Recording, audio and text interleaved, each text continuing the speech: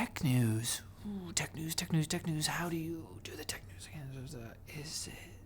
Oh, like this. Windows 10's global market share has risen to 70% of desktop Windows systems, the same month that Windows 11 fell to under 26%, its lowest market share since last September, implying that a good chunk of Windows users took a peek at the future and did not like what they saw. Ads everywhere. Crying infants. They're crying about the ads. This stat comes from the appropriately named stat counter, and yes, it's somewhat unsurprising when we're talking about an operating system that needs a plugin to remove all of the baked-in ads. I don't know, maybe Microsoft hasn't prioritized fixing Windows 11 because they're so focused on security, as evidenced by a leaked memo from CEO Satya Nadella commanding employees to prioritize security over literally everything else. Even support for legacy features, which I guess includes a settings app that I can use without getting so frustrated I end up speaking to my wife in an elevated tone. We've talked about this. Microsoft is so super serial about security that they've said some of their executives' pay will be tied to whether the company hits certain security milestones. They may have just missed one, as a recent update to both Windows 10 and 11 broke some customers' VPNs. Microsoft, it might just be time to cut your losses and move on to Windows 12. What's that? First, you're gonna try releasing a bunch of new Windows 11 laptops and branding them AI PCs with a special Copilot key to justify higher prices?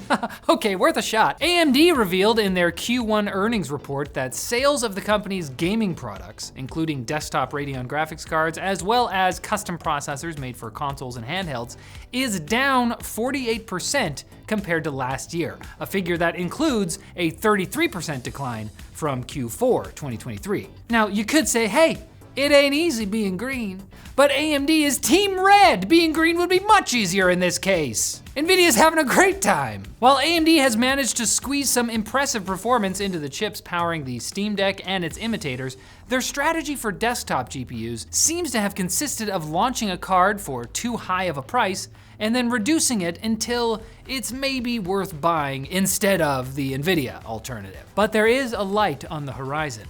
Mostly pretty accurate leaker Kepler says that AMD's next-gen RDNA 4 GPUs will feature a brand new ray tracing system, as opposed to RDNA 3, which was a simpler iterative improvement over RDNA 2. Johannes Kepler fell off.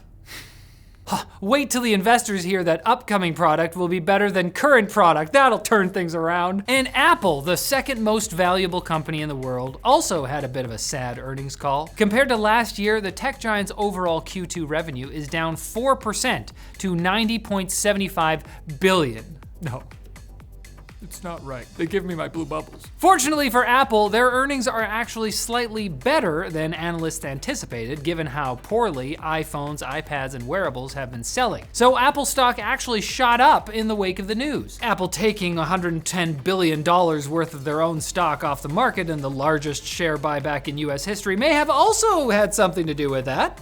But who can say? It's a bit weird to see Apple making less money than usual, but to be fair, they appear to be missing out on their cut of in-app purchases from TikTok, if we can trust these screenshots of the app directing users to go purchase coins on TikTok.com instead. This week, Apple also decided to skip collecting its controversial because it's stupid core technology fee from developers of free iOS apps in the EU, instead of demanding a 50 cut of every free app install. Look, it made sense at the time. Apple is also giving developers who meet a certain smallness threshold 3 years of grace before they have to start paying up. Yep, Apple's basically poor now. So it's time to launch some new iPads at the Apple event next week, where the company's expected to reveal new iPad Pros and iPad Airs, possibly with an M4 chip. And if the customers don't go for those, well, the Apple can always just press the Make Rich button again. It's always there. And you can press the Make Sexy Again button with the help of our sponsor, Manscaped. If you ever wondered what peak hygiene looks like, take a look in the damn mirror after you use the Manscaped Performance Package 5.0 Ultra.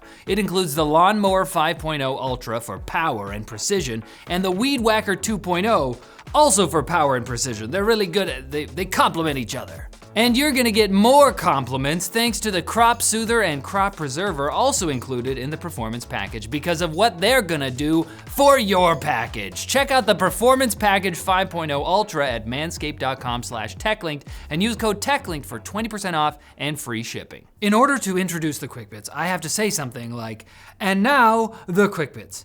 So I'll just, I already, that was. Intel is apparently making yet another change to their processor naming scheme. Reliable leaker Raichu claims the new Arrow Lake S desktop lineup will feature the Core Ultra 9 285K, Core Ultra 7 265K, and Core Ultra 5 255K SKUs.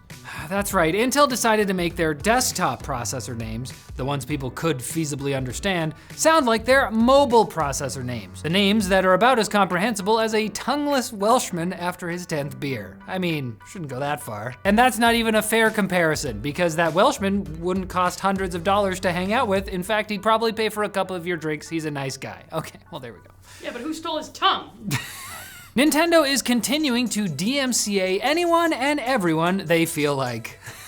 It's Nintendo's world, and we just try to play games in it. The company filed a single notice at GitHub, which triggered a chain reaction that took down 8,535 forks of the Yuzu emulator. In addition to attempting to wipe every trace of Yuzu from the internet, Nintendo is also going after MIG Switch, a flash cartridge for the Nintendo Switch console. At least 75 sites reselling the product have been de-indexed from Google search at Nintendo's request. And while the company carries out this bureaucratic carpet bombing, Yuzu and MIG Switch's respective alternatives, Ryujinx and Unlock Switch, are just kinda hanging out. AKA trembling in fear, hiding in the bunker. Hackers be hacking, we all know that. But apparently sometimes two hackers will wind up trying to compromise the same router at the same time, which they typically deal with by either one letting the other use the router for a fee, or both finding their own way to break into the device and using it at the same time. Now that's apparently because even rival cybercriminals have a shared interest in there being lots and lots of compromised routers. And also they're in love with each other. It's a love-hate relationship. Claudio, what are you doing here? I'm hacking the bank. I told you I never wanted to see you again. Now that's all according to a report, even the Spanish accent, from cybersecurity researchers Fernando Mercedes, maybe? I don't know. And Feek Hackboard. Yeah, that's an actual name. We looked it up and it's apparently Dutch, so I was way off. I will hack all the boards in the world. Following the leak of the Android launcher app for the Rabbit R1 not an Android AI phone thing, a software dev has added insult to injury by reverse engineering the R1 software into a progressive web app and then demoed it running on an iPhone.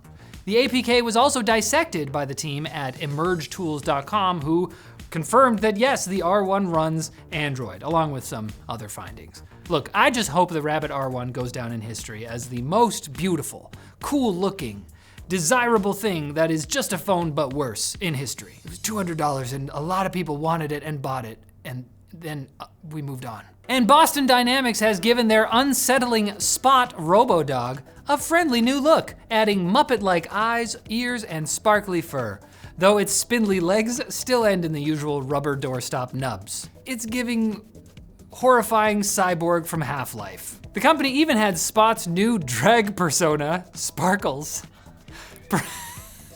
perform a short skit/dance routine with the original Spot bot. The routine was apparently programmed into the robots using Choreographer, a dance system that Boston Dynamics made for customers in the entertainment industry. I don't know, I'm not sure I'd feel better after getting disemboweled by a rogue dog bot if it then gloated about it by moonwalking away from my shattered body. Oh, that's cute. But I'll be equally shattered if you don't come back on Monday for more tech news, emotionally and physically. It happens, I won't explain it.